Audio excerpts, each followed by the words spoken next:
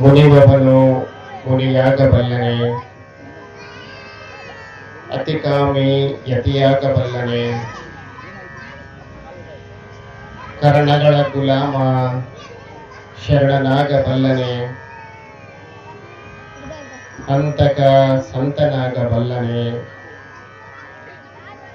ಹುಸಿಯ ನುಡಿಯುವವ ಋಷಿಯಾಗಬಲ್ಲನೆ, ಸ್ವತಂತ್ರ ತೀರ ಸಿದ್ದೇಶ್ವರ ಪ್ರಭುವೆ ನಿನ್ನನೆ ನಂಬದವ ನೀನಾಗಬಲ್ಲನೆ, ನೀನಾಗಬಲ್ಲನೆ. ಒಂದು ಕಡೆ ಸಿದ್ದಯ್ಯ ಪುರಾಣಿಕರು ಬಹಳ ಸುಂದರವಾಗಿ ಹೇಳ್ತಾರೆ,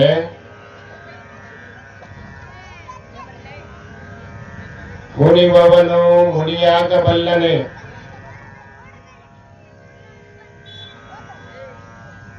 ಯಾರಲ್ಲಿ ಮುನಿಸು ಅಂತಕ್ಕಂಥದ್ದಿದೆಯೋ ಅವರು ಮುನಿಯಾಗಲಿಕ್ಕೆ ಸಾಧ್ಯವಾ ಅಂತ ಕೇಳ್ತಾ ಇದ್ದಾನೆ. ಮುನಿಗಳು ಅಂದ್ರೆ ಮುನಿಸನ್ನ ಗೆದ್ದವರು, ಪರರ ಮೇಲೆ ಸಿಟ್ಟಾಗುವುದನ್ನ ಗೆದ್ದವರು, ಅಂತವರನ್ನ ಮುನಿಗಳು ಅಂತ ಕರೀತಾರೆ. ಯಾಕೆ ಋಷಿ ಮುನಿಗಳು ವರ್ಷಾನುಗಟ್ಟಲೆ ಗಡ್ಡವನ್ನ ಬಿಟ್ಟು ಗುಡ್ಡವನ್ನ ಸೇರಿ ತಪಸ್ಸನ್ನ ಮಾಡಿ ಸಿದ್ಧಿಯನ್ನ ಯಾಕೆ ಪಡ್ಕೊಳ್ತಾರೆ ಅಂತಂತ ನಾವು ಆಲೋಚನೆ ಮಾಡ್ಬೇಕು. ಯಾಕೆ ಪಡ್ಕೋತಾರೆ ಅವರು? ರೊಕ್ಕ ಬೇಕಂತ ಮಾಡ್ತಾರೆ ತಪಸ್ಸು? ಇಲ್ಲ, ಈ ಸಿಟ್ಟನ್ನ ಗೆಲ್ಲಬೇಕು ಅಂತೇಳಿ ಅವರು ತಪಸ್ಸು ಮಾಡ್ತಾರೆ.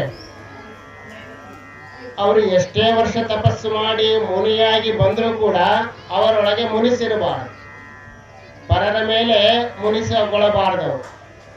ಯಾರು ಏನೇ ಮಾಡಲಿ ನಮ್ಮವರು ಅನ್ನುವಂತಹ ಭಾವನೆಯನ್ನ ಅವರು ಬೆಳೆಸ್ಕೊಳ್ಳಬೇಕು. ಯಾರು ಏನೇ ಮಾಡಲಿ ನಮ್ಮವರು ಅನ್ನುವಂತಹ ಭಾವನೆಯನ್ನ ಬೆಳೆಸ್ಕೊಳ್ಬೇಕು. ಅದಕ್ಕೆ ಹೇಳ್ತಾನೆ, ಮುನಿವವನು ಮುನಿಯಾಗಬಲ್ಲನೆ. ಮುನಿ ಅಂತ ಕರೆಸಿಕೊಂಡು ಆತ ಎಲ್ಲರ ಜೊತೆಗೆ ಸಿಟ್ಟು ಮಾಡ್ಕೊಂತ ಎಲ್ಲರನ್ನ ಬೈಕೋತ ಇದ್ರೆ ಆತ ಮುನಿಯಾಗಲಿಕ್ಕೆ ಸಾಧ್ಯವಲ್ಲ. ಅದಕ್ಕೆ ಇರಬೇಕು ಸಿಟ್ಟು. ಎಂತಹದ್ರ ಮೇಲೆ ಸಿಟ್ಟಿರ್ಬೇಕಂದ್ರೆ ಸಮಾಜ ಅಜ್ಞಾನದ ಕಡೆ ಏನು ಹೋಗ್ತಾ ಇದೆಯಲ್ಲ ಆ ಅಜ್ಞಾನದ ಮೇಲೆ ಸಿಟ್ಟಿರಬೇಕು ಹೊರತು ಸಮಾಜದ ಮೇಲೆ ಸಿಟ್ಟಾಗಬಾರದು. ಮನುಷ್ಯ ಜನಗಳು ಏನು ತಪ್ಪು ದಾರಿಯನ್ನು ಹಿಡಿದು ಹೋಗ್ತಾ ಇದ್ದಾರಲ್ಲ ಆ ತಪ್ಪು ದಾರಿಯನ್ನ ಬೈಬೇಕೇ ಹೊರತು ಆ ತಪ್ಪನ್ನು ಮಾಡುತ್ತಿರುವವರನ್ನ ಬೈಬಾರದು. ಒಬ್ಬ ವ್ಯಕ್ತಿಯಲ್ಲಿರ್ತಕ್ಕಂತಹ ಕುಡಿತದ ಹವ್ಯಾಸವನ್ನ ಬೈಬೇಕು ಹೊರತು ಆ ವ್ಯಕ್ತಿಯನ್ನ ಬೈಬಾರದು. ಆಗಿದ್ದಾಗ ಮಾತ್ರ ಅವನು ಮುನಿಯಾಗಲಿಕ್ಕೆ ಸಾಧ್ಯ. ಅದಕ್ಕೆ ಹೇಳ್ತಾನೆ, ಮುನಿವವನು ಮುನಿಯಾಗಬಲ್ಲನೆ, ಅತಿಕಾಮಿ ಯತಿಯಾಗಬಲ್ಲನೆ. ನೋಡ್ರಿ ಎಷ್ಟು ಸುಂದರವಾಗಿ ಹೇಳ್ತಾನೆ. ಯತಿಗಳಾಗಬೇಕಂದ್ರೆ ಕಾಮವನ್ನ ಗೆದ್ದಿರಬೇಕು. ಪರಸ್ತ್ರೀಯರನ್ನ ಸ್ವಂತ ತಾಯಿಯಂತೆ ನೋಡ್ಬೇಕು,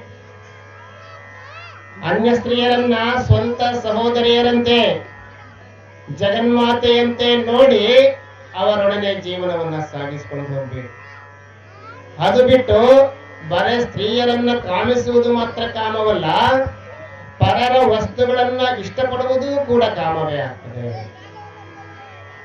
ಇನ್ನೊಬ್ಬರ ವಸ್ತು ನನ್ನದಾಗಬೇಕು ಅಂತೇಳಿ ಏನು ಅಪೇಕ್ಷೆ ಪಡ್ತಾ ಇದ್ದಾರಲ್ಲ ಅದು ಕೂಡ ಕಾಮನೆ ಆಗ್ತದೆ. ಕಾಮ ಅಂದ್ರೆ ಆಸೆ. ಇಂತಹ ಅತಿಯಾದ ಆಸೆ ಇರತಕ್ಕಂತಹ ವ್ಯಕ್ತಿ ಆತ ಯತಿಯಾಗಲಿಕ್ಕೆ ಸಾಧ್ಯವಾ ಅಂತ ಕೇಳ್ತಾ ಇದ್ದಾರೆ. ಎಷ್ಟು ಸುಂದರವಾಗಿ ಕೇಳ್ತಾರೆ ಅವರು. ಆಸೆಯನ್ನ ಗೆದ್ದಿರಬೇಕು ಯತಿಯಾದವನು. ಮನಸ್ಸಿನೊಳಗೆ ಅಂತರಂಗದೊಳಗೆ ನೂರಾರು ಆಸೆಗಳನ್ನ ಇಟ್ಟುಕೊಂಡು ನಾನು ಯತಿ ಅಂತ ಹೇಳಿದ್ರೆ ಅದು ಉಪಯೋಗಕ್ಕೆ ಬರೋದಿಲ್ಲ. ಅವನು ಯತಿಯಾಗಲಿಕ್ಕೆ ಸಾಧ್ಯವಿಲ್ಲ ಅಂತ ಹೇಳ್ತಾ ಇದ್ದಾನೆ. ಕರಣಗಳ ಗುಲಾಮ ಶರಣನಾಗಬಲ್ಲದೆ. ಕರಣಗಳು ಅಂತಃಕರಣ ಇಂದ್ರಿಯಗಳು. ಮನುಷ್ಯ ಇಂದ್ರಿಯಗಳಿಗೆ ಗುಲಾಮನಾಗಿ ನಾನು ಶರಣನಾಗಬೇಕು ಅಂತ ಹೊರಟ್ರೆ ಸಾಧ್ಯವಿದೆಯಾ ಮನುಷ್ಯನಿಗೆ? ಸಾಧ್ಯವಿಲ್ಲ. ಎಲ್ಲಾ ಇಂದ್ರಿಯಗಳನ್ನ ಗೆದ್ದಿರಬೇಕು ಮನುಷ್ಯ. ಆ ಇಂದ್ರಿಯಗಳನ್ನ ಗೆದ್ದಾಗ ಮಾತ್ರ ಅವನು ಶರಣನಾಗ್ತಾನೆ. ಅವನು ಸಂಸಾರದಲ್ಲಿಯೇ ಇರಲಿ, ಸನ್ಯಾಸಿಯೇ ಆಗಿರಲಿ, ಇಂದ್ರಿಯಗಳನ್ನ ನಿಗ್ರಹ ಮಾಡುವಂತ ಶಕ್ತಿ ಇರಬೇಕು. ಯಾವ ಇಂದ್ರಿಯ? ಆಸೆಗೊಳ್ಳತಕ್ಕಂತಿರೋದು, ಪರರ ಮೇಲೆ ಕೋಪಗೊಳ್ಳದೆ ಇರ್ತಕ್ಕಂತಹದ್ದು, ಇವೆಲ್ಲ ಏನಿದಾವಲ್ಲ, ಪರರ ಮೇಲೆ ಮತ್ಸರಗೊಳ್ಳದೆ ಇರ್ತಕ್ಕಂತಹದ್ದು, ಇವೆಲ್ಲ ಇಂದ್ರಿಯಗಳ ಆಸೆ. ಮನುಷ್ಯನಲ್ಲಿರ್ತಕ್ಕಂತಹ ಇಂದ್ರಿಯಗಳು ಸಾಮಾನ್ಯವಾದವಲ್ಲವು. ಅವುಗಳನ್ನು ನಾವು ಯಾವ ಪ್ರಕಾರವಾಗಿ ಬೆಳೆಸ್ತಾ ಹೋಗ್ತೀವೋ ಅವುಗಳ ಹಾದಿಯನ್ನೇ ಹಿಡಿತಾವೆ.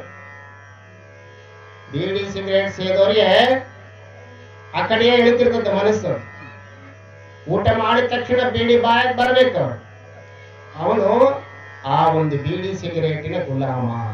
ಇಂದ್ರಿಯ, ಆ ಇಂದ್ರಿಯ ಒಳಗಡೆ ಸೇದಬೇಕು ಅಂತಕ್ಕಂಥ ಹಂಬಲ ಆ ಕಡೆ ಎಳಿತಾ ಇರ್ತದೆ. ಮತ್ತೆ ಕುಡಿಬೇಕು ಅಂತಕ್ಕಂತಹದ್ದು ಚಪಲ. ಆ ಕುಡಿಬೇಕು ಅಂತಕ್ಕಂತಹ ವ್ಯಕ್ತಿ ಎಂತಹ ಸನ್ನಿಧಾನದಲ್ಲಿರಲಿ, ಎಂತಹ ಸ್ಥಾನದಲ್ಲೇ ಇರಲಿ, ಅದಕ್ಕೆ ಗುಲಾಮನಾಗಿ ಬಿಟ್ಟಿದ್ದಾನೆ ಅಂತಂದ್ರೆ ಅವನಿಗೆ ಸಮಯ ಆದ ತಕ್ಷಣ ಆ ಕಡೆ ಎಳಿತಾನೆ ಹೋಗ್ತಾನೆ. ಸಮಯ ಆದ ತಕ್ಷಣ ನಾವು ಅದು ನಮ್ಮನ್ನ ಆಳ್ತಾ ಇದೆ. ಕುಡಿತ, ಆ ದುಶ್ಚಟ ಅಂತಕ್ಕಂತಹದ್ದು ನಮ್ಮನ್ನ ಆಳ್ತಾ ಹೋಗ್ತದೆ. ಮೊದಲು ನಾವು ಅದರಿಂದ ಹೋದ್ರೆ ನಂತರ ಅದು ನಮ್ಮನ್ನ ಎಳ್ಕೋತಾ ಹೋಗ್ತದೆ. ಕೈಯಲ್ಲಿ ಹಣ ಬಂದ್ರೆ ಸಾಕು, ಕುಡಿಬೇಕು, ತಿನ್ನಬೇಕು, ಮಾಡಬೇಕು ಅನ್ನುವಂತ. ಅದಕ್ಕೆ ಇಂಥವೆಲ್ಲ ಗುಣಗಳನ್ನ ಇಟ್ಟುಕೊಂಡು ಕರ್ಣಗಳ ಗುಲಾಮನಾಗಿ ಅವನು ಶರಣನಾಗಬಲ್ಲದೆ. ಶರಣನಾಗಬೇಕಂದ್ರೆ ಯಾವ ರೀತಿ ಇರಬೇಕಂದ್ರೆ ಸರ್ವಕ್ಕೂ ಶರಣನಾಗಿರಬೇಕು. ಅವನು ಪ್ರತಿಯೊಬ್ಬರಿಗೂ ಶರಣಾಗಿರಬೇಕು.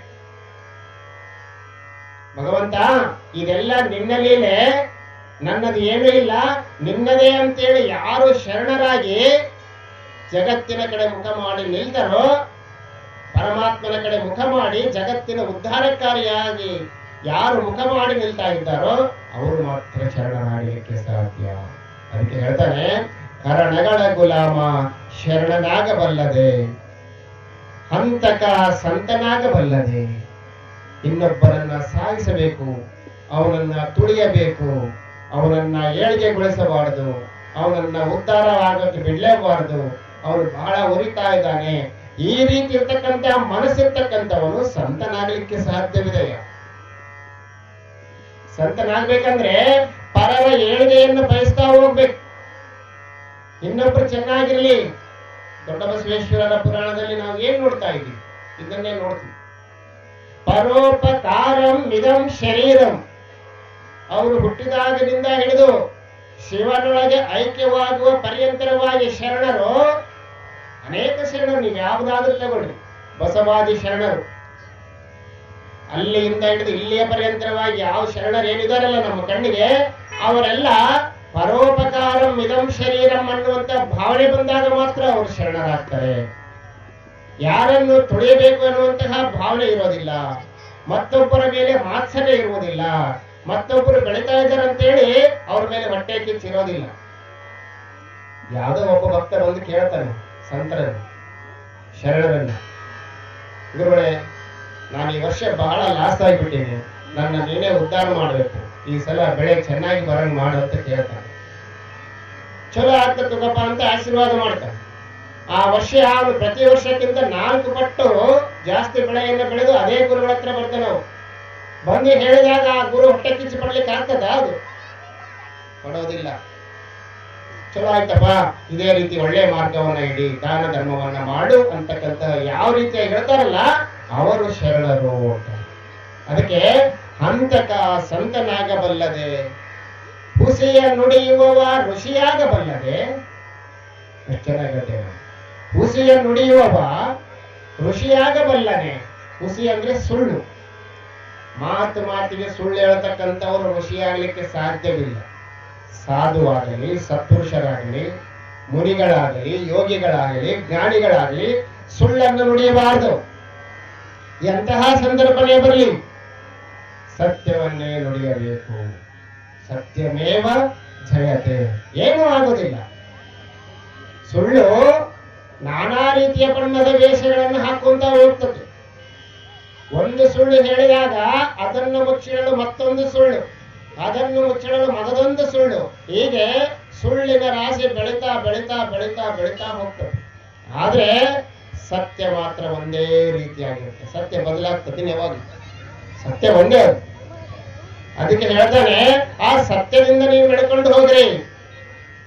ಹುಸಿಯ ನುಡಿಯುವವ ಋಷಿಯಾಗಲಾರ. ಅದಕ್ಕೆ ಹುಸಿಯ ನುಡಿಯಬೇಡಿ ನೀವು. ಸ್ವತಂತ್ರ ತೀರ ಸಿದ್ದೇಶ್ವರ ಪ್ರಭುವೇ, ನಿನ್ನನೇ ನಂಬದವ ನೀನಾಗಬಲ್ಲನೆ. ಇಂತಹ ಮಾತು. ಭಗವಂತನ ಮೇಲೆ ನಂಬಿಕೆ ಇಲ್ಲದ ವ್ಯಕ್ತಿ ಆತನಿಂದ ಏನಾದ್ರೂ ವರವನ್ನ ಪಡೆಯಲಿಕ್ಕೆ ಸಾಧ್ಯವಿದೆಯಾ? ಇವತ್ತು ಸಾಧ್ಯವಿಲ್ಲ. ಅವನನ್ನ ನಂಬಬೇಕು. ನಂಬಿದವರಿಗೆ ಶಂಭುಲಿಂಗ ಎನ್ನುವ ರೀತಿಯಲ್ಲಿ ಅವನನ್ನ ಅಚಲ ಭಕ್ತಿಯಿಂದ ನಂಬಬೇಕು. ದೇವರನ್ನ ನಂಬಿದವರು ಯಾರೂ ಹಾಳಾಗಿಲ್ಲ. ಭಗವಂತನನ್ನ ದೃಢ ನಿಶ್ಚಯದಿಂದ ಭಜಿಸಿದವರು ಯಾರೂ ಹಾಳಾಗಿರ್ತಕ್ಕಂಥ ಇತಿಹಾಸನೇ ಇಲ್ಲ. ನಂಬಿಕೆಯಲ್ಲಿ ತದ್ವಿರುದ್ಧವಾಗಿ ಹೋದಾಗ ಮಾತ್ರ, ಅದರಲ್ಲಿ ಸಂಶಯವನ್ನು ಇಟ್ಟುಕೊಂಡಾಗ ಮಾತ್ರ ಅವರು ಏನಾದರೂ ಸ್ವಲ್ಪ ಎಡವಿರಬಹುದೇ ಹೊರತು ಅಚಲ ಭಕ್ತಿಯಿಂದ ಭಗವಂತನ ಮೇಲೆ ನಂಬಿಕೆ ಇಟ್ಟುಕೊಂಡಿರ್ತಕ್ಕಂಥವರು ಯಾರು ಕೂಡ ಇದುವರೆಗೂ ಹಾಳಾಗಿಲ್ಲ ಅನ್ನುವಂತ ವಿಚಾರ. ಅದಕ್ಕೆ ಹೇಳ್ತಾನೆ ಸ್ವತಂತ್ರ ಧೀರ ಸಿದ್ದೇಶ್ವರ ಪ್ರಭುವೆ. ಇದನ್ನೇ ಬಸವಣ್ಣವ್ರು ಹೇಳೋದು. ಕಳಬೇಡ, ಕೊಲಬೇಡ, ಹುಸಿಯ ನುಡಿಯಲು ಬೇಡ, ಇದಿರು ಅಳಿಯಲು ಬೇಡ, ತನ್ನ ಬಣ್ಣಿಸಬೇಡ, ಅನ್ಯರಿಗೆ ಅಸಹ್ಯ ಪಡಬೇಡ. ಇದುವೇ ಅಂತರಂಗ ಶುದ್ಧಿ, ಇದುವೇ ಬಹಿರಂಗ ಶುದ್ಧಿ, ಇದೇ ನಮ್ಮ ಕೂಡಲ ಸಂಗನ ದೇವರ ಒಲಿಸುವ ಪರಿ ಅನ್ನುವಂತಹ ಮಾತು. ಅದಕ್ಕೆ ಹೇಳೋದು, ಶರಣರ ಆಶೀರ್ವಾದ ಅದರಲ್ಲಿ ಯಾಕೆ ಶಕ್ತಿ ಇರ್ತದಂದ್ರೆ, ಈ ಮಾರ್ಗ ಹಿಡ್ಕೊಂಡು ಬಂದಿರ್ತಾರ ಅವರು. ಮುನಿಸನ್ನ ಗೆದ್ದು, ಕಾಮವನ್ನ ಗೆದ್ದು, ಕರಣಗಳನ್ನ ಜಯಿಸಿ, ಪರರ ಮೇಲೆ ಸದಾ ಹಿತಚಿಂತನೆಯನ್ನ ಮಾಡ್ತಕ್ಕಂಥ. ಬರೀ ಕೆಂಪು ಬಟ್ಟೆ ಕಾವಿ ಬಟ್ಟೆ ಹಾಕೊಂಡವರೆಲ್ಲ ಶರಣರಾಗೋದಿಲ್ಲ. ಬರೀ ಕೆಂಪು ಕಾವಿ ಬಟ್ಟೆ ಹಾಕೊಂಡು ನಾನು ಶರಣನಾಗ್ತೀನಿ ಅಂತ ಹೊರಟವ್ರು ಯಾರು ಶರಣರಲ್ಲ. ಅವರಿಂದ ಯಾವ ಜಗತ್ತು ಉದ್ಧಾರ ಆಗೋದಿಲ್ಲ. ಜಗತ್ತು ಉದ್ಧಾರ ಆಗೋದಿರ್ಲಿ, ಅವರು ಉದ್ಧಾರ ಆಗೋದಿಲ್ಲ. ಮುಖ್ಯವಾಗಿ ಯಾರು ಒಂದು ನಿತ್ಯದಿಂದ ಒಂದು ಸತ್ಯವನ್ನ ನಂಬಿ ನಡ್ಕೊಂಡು ಹೋಗ್ತಕ್ಕಂಥವ್ರು ಯಾರಿದಾರಲ್ಲ, ಅವರು ಮಾತ್ರ ಶರಣರಾಗಿ ಬರಲಿಕ್ಕೆ ಸಾಧ್ಯವಿದೆ ಅನ್ನುವಂಥ ಮಾತನ್ನ ಸಿದ್ದಯ್ಯ ಪುರಾಣಿಕರು ಸುಂದರವಾಗಿ ಹೇಳ್ತಾರೆ.